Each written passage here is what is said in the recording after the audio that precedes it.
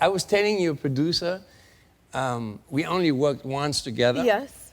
But you, Kelly Rowland, Beyoncé, you like those positive people that just make me feel good every time I see you. It's true. Thank you so much. Happy to be That here. means a lot. That means so much. Well, speaking of being positive, congratulations, because you made history at the Grammys for having 2 nominations for Best Pop Dance Recording in a brand new category. I did lose, though. No, you can't lose. It's good. It's good. Like, you know, I'm nominated almost every year, but sometimes I win. 10 years ago, I won a couple of ones. But I think Jay-Z gave a good speech. He said it already. He did. He gave, oh, you think he gave a good speech? He did give a good speech. But, like, you said you've been nominated a lot of times. Like, do you ever get used to it? Did you know what I mean? How do you feel about it? Well, it's already an honor, of course, you know.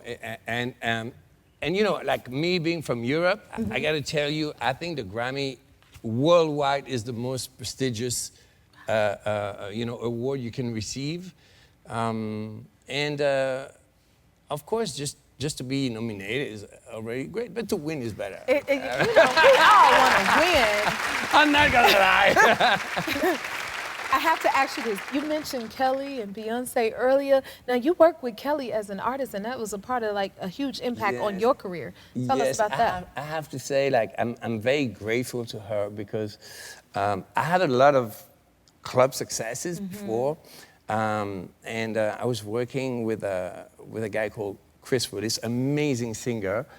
But I never worked with like a famous pop star. Yeah. And I was playing in a club in Cannes, in south of France. Oh, yes. And I played the instrumental of When Love Takes Over that I made. And I don't know how this is even possible, but she came and she asked me about the record. What is that record you're playing? So, well, it's a beat I made. And she asked me, can I write something on it? So, of course, for me, it was incredible. She's the first big artist that gave me a chance. Wow. So I'm very grateful to Kelly Rowland. Oh, wow, that picture! Okay. What was that moment? What was that moment right there? Well, What comes 2009. Is it 2009? Yeah. Yeah. 2009. Wow. That was a special moment. No one told me about a haircut. I should have. You funny. You should have told me. Kelly, Why no one was tell there. me to change my haircut at the time? I'm sure it was the look then. I'm sure. Hopefully, I don't know. Okay, well, you know what? I think you look fresh. But I have to ask you, I'm curious to know, because you're very musical, and then you've obviously influenced a lot of us singers and musicians. Do you sing at all? No, that's impossible. It's really, I love how honest you are. I'm so bad at singing. And I feel like we all have a talent.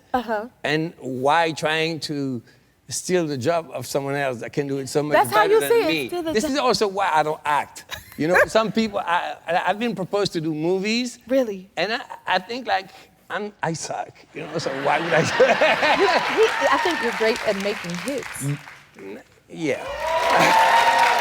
You gotta give yourself some credit there. And you performed at like in front of massive crowds and massive stadiums. Like, what is, do you get nervous? I tell you something strange because I do this every weekend. Every weekend? So. Hold on, David, stop right there. You do this every weekend? Really, I do this every weekend. So when I play, which is very rare, but sometimes I do a private show and it's like 200 people, I get way more nervous. I understand that. You understand me? Yes, I do. Because, you know, because this is what I do, this is my routine, so I know how to drive that 100,000 people, you know? Yeah. I know that energy, and then if it's a smaller crowd, I get super nervous because I can see each person and like, you know? And they can see you when they right here. Exactly. And that's scary. That's scarier. You know what? I agree with that in every way because, like you said, the more people, it's about the energy. Exactly. I mean, you just come out excited. That what you showed is just a flow of energy. Yes. And that's what I'm good at. And then when it gets like, well, I started like this. You know, I started when I was 14. 14. That's how old you are. I was like, I was doing parties in my basement, and I would do photocopies to promote at my school, and it would be $1 to come in my basement. Come on, yes. I was always business oriented. Yes. Come on. You sound like me. We need to make a living even at 14. At 14. Did That's you crazy. think when you were 14 years old that you would end up playing for stadiums and no. massive crowds like that? The thing is, when I started, there was no such thing as a famous DJ. So it was impossible to picture myself doing this because the concept just didn't exist, you know? And we, of course, I'm not the only one, but a lot of it started in America, and then the UK made it, you know, more maybe trendy, and then everywhere in the world. And that culture became so big, bigger than we could ever dream. Yeah. And I think what's amazing when you're a teenager is like to follow your passion without thinking like, oh, I'm gonna make this much money, I'm gonna be famous.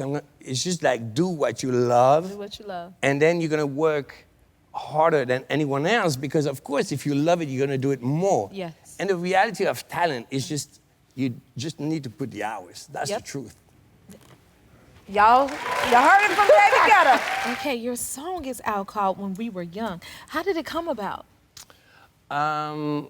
Well, every year I spend like 1 or 2 months here in Los Angeles songwriting, and we were in the studio with Kim Petras, and she's really dope. Yes. And we did a few songs together, and this one, it's funny because I used a sample that when I had my very, very first girlfriend, like I was something like 12, and I was playing a Supertramp and that Logical song, and we were learning how to kiss. You know, when you're a teenager and you kiss for hours, you know, it's so funny. For like, hours. oh, you know, like. So I don't do this anymore. But when I think about it, when I was 12, it's really funny. And I was listening to that original Supertramp song, and we did an interpolation of it. So every time I listen to my own song now on the radio in Europe, I'm thinking of when I was 12 and the tongue came. I love that. There's some truth in there. I have another question. How has social media impacted your music? Oh, that's crazy. Like, this is such a change in our industry. So last year, I had a huge success with Bebe Rexha. Yes. And I received a text message from her telling me, like, you know what's going on TikTok?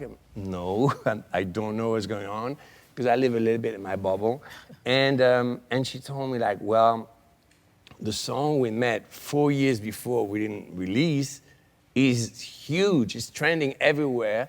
So can you please finish it? Because I just made a festival version. So what happened is I made a festival version and I played it in a huge festival called Ultra. And it's Miami. It's also like a huge, like 100,000 people. And someone sampled it from my set that was on YouTube and made it a sound on TikTok and became a hit. And imagine the feeling for me. I played the record, I remember, 2 days before the release, and everyone was singing it when the record was not even out. So this shows the power of social media. It makes hits, like it's crazy. That's awesome. So, and that record is probably gonna be my biggest record in my career, more than Titanium or I Got a Feeling or Do y'all hear these Sexy songs? Chick. And those records are massive. So imagine we had this in my hard drive, and without social media, I would have never released it. We just did it for fun. See, but you say if you follow your passion and your love and your heart, Exactly. then that's how hits are And the made. people choose. So now I kind of changed the way I look at music, and I just make music because I love it. I put a lot of music out, and I let the people choose if it's gonna be a hit or not. Well, you do well with that, honey. You make hits. You a hit maker, okay? Before you go, we celebrate everything here, and I want to say congratulations. I hear you have a baby on the way. Oh, yes. thank you. And we have a little gift for you, for your baby. Yes, we do. This is for the baby DJ. Oh, wow. Guetta. There you go. A mini DJ set up for your baby. Congratulations on your kid.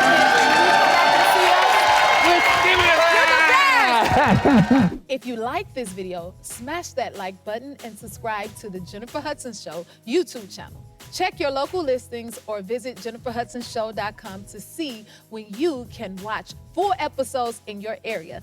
And don't forget to sign up for the newsletter.